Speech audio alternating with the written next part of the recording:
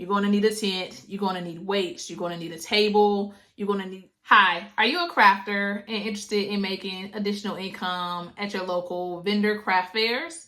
If so, then look no farther. In this video, I'm going to show you how I make an additional $500 to $1,000 per month from vendor craft fairs and all of the equipment that I purchased to help with that. As a crafter and small business owner, I attend local craft fairs as well as local markets to market my business as well as to make additional income. Now, there are all types of craft fairs or vendor markets. You have indoor craft fairs, outdoor craft fairs, all-day craft fairs, half-day craft fairs, multiple-day craft fairs, as well as juried and non-juried craft fairs. Now, whatever the craft fair you choose or local market that you choose, make sure that you have the appropriate equipment to increase your odds of making, the most amount of income as possible. I try to hit $500 to $1,000 per month at craft fairs, and I'm going to share any tips and tricks that I've used over the past year to hit those goals. So let's go ahead and get into it. First and foremost, you want to make sure that you have a good tent. Now, I got my tent off of Amazon. It is a very heavy duty tent. You don't necessarily have to start with a good high quality tent. When I first started, I did use my parents' tent, and that worked. But as I increased my revenue, I was able to purchase my own, and this is the tent that I went with from Amazon. It comes with 3 different sides. It is heavy duty. It comes with weights because most craft fairs require you to have a tent, and it needs to be weighted down to prevent it from flying off in a wind. So make sure you have a great tent. That is going to be number 1 priority if doing outdoor craft fairs. Number 2, tables or something to put your items on, whatever your craft items will be. To keep it simple, I would say a table, if not a table, some type of hanging device, bookshelf. I've seen a lot of different things, but you'll want to have at least something to put your items on for display. If you want to keep it simple, just use a folding table. That is what I use. And if you're going to have a table, you want to put some fitted tablecloths over that table. And you can find those on Amazon as well. Number 3 is banners or some type of marketing material. Now, there's all type of ways you can go with this, but for the table, for your display, you want to have something for pricing set up on your table so people can know the price and not have to communicate with you for that price. You want QR codes or pictures of your social media. You also may want a table runner. Those just look really cute. I like them. You don't necessarily have to have them, but I would recommend one. I did find mine on Etsy, and I will leave that link in the description box. Another thing, you might want a banner for your tent. Now, that is going to draw people to your tent, especially depending on the colors that you have in that banner. So make sure you pick the colors for your brand strategically. Next, we're going to go into number 4, which is, these are things that you probably would forget if you were not at vendor events on an ongoing basis. So a charger. You need a charger for your phone. Now, you may not always have an outlet available, especially if you're doing outdoor markets. Sometimes if you're in indoor markets, you might not have an outlet available for you. So you want to make sure you have a portable charger for your phone, for your point of sale system, for your marketing. So if you have like an iPad where you're video recording, you want to have some type of backup battery charger for your equipment. Before, which kind of goes along with the tables, is a fitted tablecloth.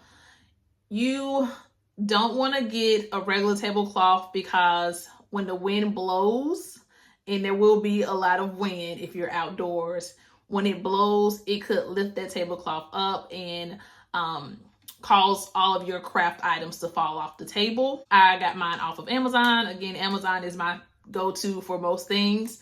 So definitely get a fitted tablecloth.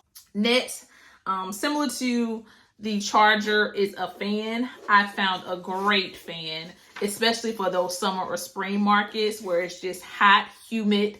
and you're outside, you want to have a portable fan that's chargeable. I found a fan that is chargeable. It has a charger on it, has a light on it, has different modes. You can hang it from your tent. It rotates. It is beautiful. Right now, I do see that it's out of stock. Hopefully, it comes back in stock, but I will place some similar fans to the one that I have in the description box for you guys. But make sure you have a fan if you're going to do outdoor markets. All right, moving on, we have chair. So you want to have something comfortable to sit down with.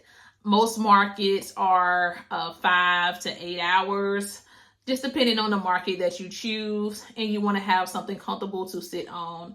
For me, I choose to use folding chairs. They're easy to travel with, easy to store. They're cheap. So make sure you get those outdoor event foldable chairs.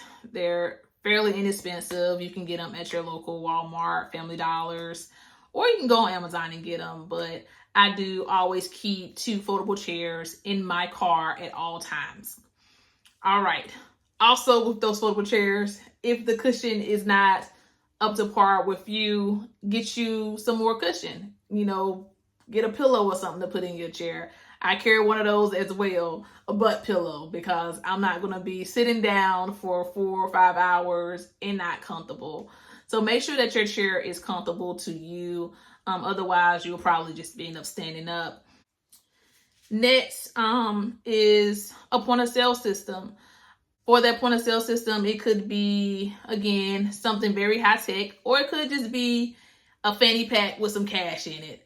When I started off, I definitely was cash is king, and I had a fanny pack, and I only accepted cash payments or Cash App.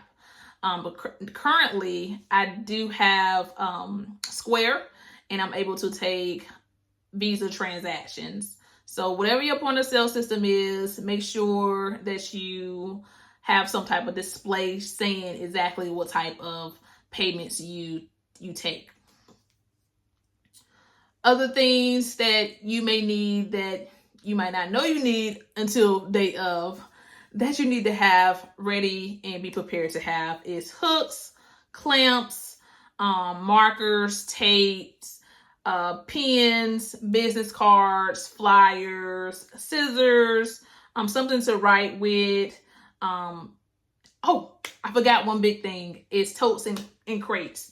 So when you're lugging all of your crafts to and from craft events, you're going to need some good totes. I got my totes from Home Depot or Lowe's. I like all of my totes to be the same size, same shape, and I like them to be clear.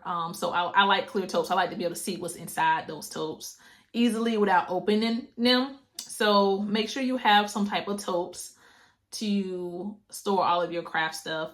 And I'll have a list that I'll show on the screen of the items that I tend to always have on me just in case. Again, all of these supplies are linked in my description box, but that's about it for the items you'll need. A lot of those things you can borrow from friends or family members. You do not have to get them or pay for them up front. Again, tables, chairs, all those things. Most people have those things. But the crafts, you want to put your effort into having crafts that have good profit margins that people will want to buy.